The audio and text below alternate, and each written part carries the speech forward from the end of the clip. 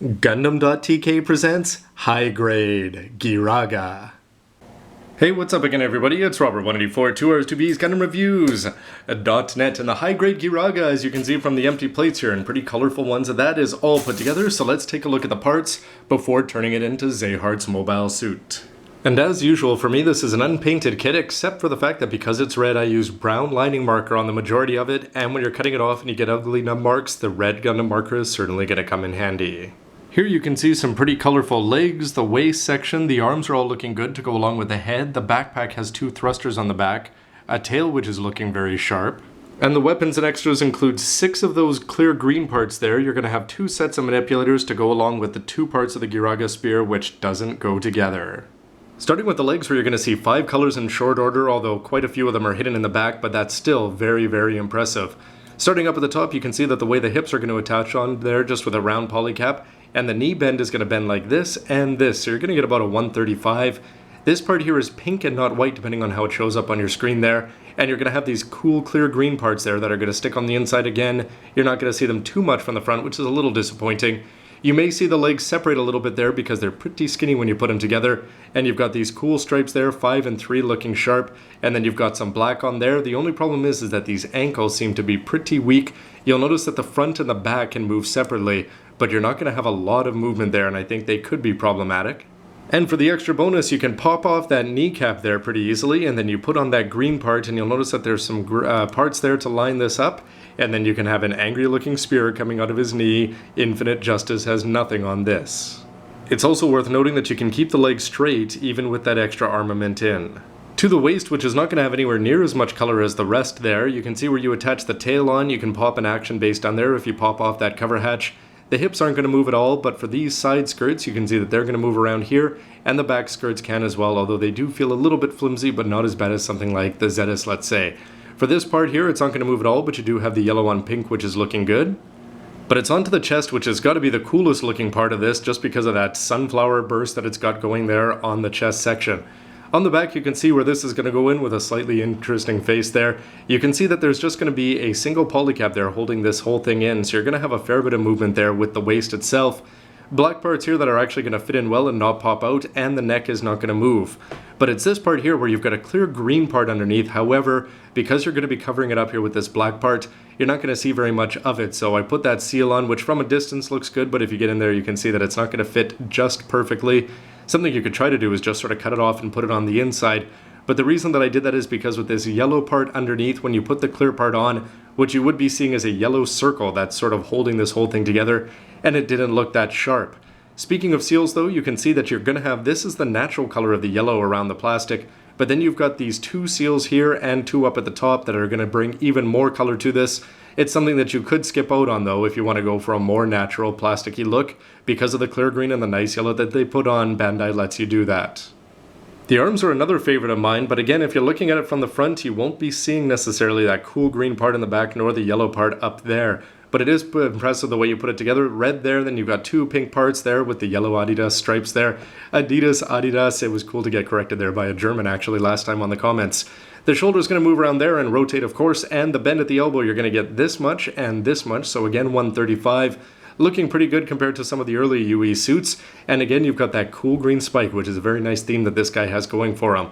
One thing down here though for the manipulators, I put some black lining in there, or no, that's actually brown too, with the black cover on there. But you'll notice that with this, that you can plug the weapon in there or there, but because of that, if you don't do that, these are going to look really useless, and I think that you'd be better off with the regular UE Vagan hands there. Although these ones are not going to stand out anywhere near as much as the Zetis with its yellow hands, at least it's still looking cool with the red, and you've got this part here, which is also a tail attachment. Same trick with the arm where you can just pop this cover off, put in that green piece there, which is going to have a nice attachment, and then the same idea, you can just plug this in and it'll sit in place, and again you can still have the arm almost straight up and down and still just have a much more jagged, angry Vagan commander here. Putting the AG together, who would have thought that I'd be such a fan of this backpack here, but this high grade one is certainly doing it right. First of all, you've got 5 nice yellow stripes on there. If we put some ink in there, it would look fantastic. And you can see that these are going to be on ball joints, so you are able to move these around a little bit, but it's pretty stiff and you're not going to get that much movement out of them. The AG just has this recreated in red, but with the HG, you're going to have some nice clear green there. And then you're going to have the ability to split this apart here, which is going to come into play. When you want to add another one of these clear green parts, so all of a sudden you're going to have this part and this part sticking out, and you can see some impressive black and machinery there on the inside, so overall, a lot more exciting backpack than you might think on first impression. In terms of weapons and accessories, well, this is still a body part, I suppose, but it's a great looking weapon when you're going to put it all together. First of all, this part is going to move up and down there, and you can take the hands with the beam Vulcans, and then you could just plug it onto that to have it in hand. It's going to look a little bit awkward in hand. But the fact that this is made up of a wire and not just plastic all stuck together, I'd say that the black wire is going to look pretty good there. It's sort of spiny in between. And you're going to have some distinct parts here. You're going to have a couple like this, and then you're going to put on 5 smaller ones before putting the tip on. But this is one of the cooler things, and it can move around all over the place. One thing to be aware of, though, is that you're going to get a little bit extra, so you'll have to choose how much of that excess to cut off. And it also doesn't fit in here as well as you'd think, so you want to be a little bit careful that if you're moving it around too much, it might just pop out of there, and then you've got a useless tail, much like a human's. I complained before, and I'll complain again about these though, because this Ghirarga spear is just a little bit sad that they're going to give you 6 of these that you may not choose to use all the time, and yet they don't give you clear parts to stick on here on the end. I can see that this would be a little bit difficult to get them in though, but they could have extended it or just made it round. They could have done something if they had really wanted to, but instead we're left with seals here, unless you want to go paint this over, and you can see that they're going to peel off. They do a pretty good job of getting ones that fit just right, but then again, you can just imagine that this has been a day or two since I put it together, and it's not going to work that well.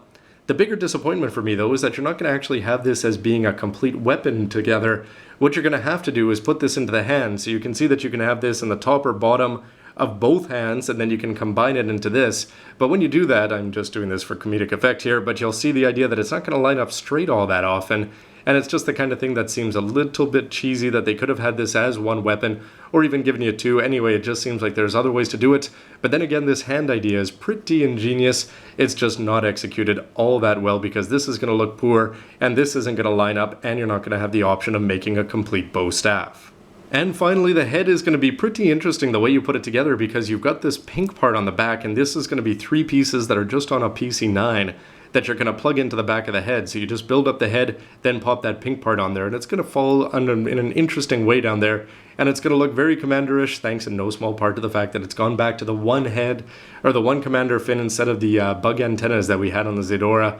This one is looking okay if you put in a little bit of brown lining there, and that green eyes, they are really going to get lost compared to the rest of the green, but overall it's one of the more interesting heads, although I'd still probably give the edge to the Ghirarga, thanks especially to the fact that it's got that yellow plastic on it as opposed to seals. So that'll wrap up my look at the parts, but the one thing I haven't really addressed, and it's going to be hard until we actually put it together in the next part, is just how slender this guy is supposed to be, because in the anime he's supposed to be really thin. These parts, they do come across as being a little bit thin here, but I have the feeling that when they go together, it still may just look like any other high grade. But there's tons of pluses from just the number of colors, some great looking limbs. A lot of the good parts though are hidden on the back of the limbs, except for the knees, but I'm talking specifically for the elbows and that nice yellow there on the side. But the tail is going to look good on the front or back, which means we should have some pretty cool play opportunities with it. Just would have been nice if there were some clear parts there at the end of the weapon. Anyway, everybody, why don't you let me know what you think of the parts and what you think of this video with a comment down below. Always love to hear from you, and stay tuned for the next one. Thanks for watching. Bye. Bug antennas indeed.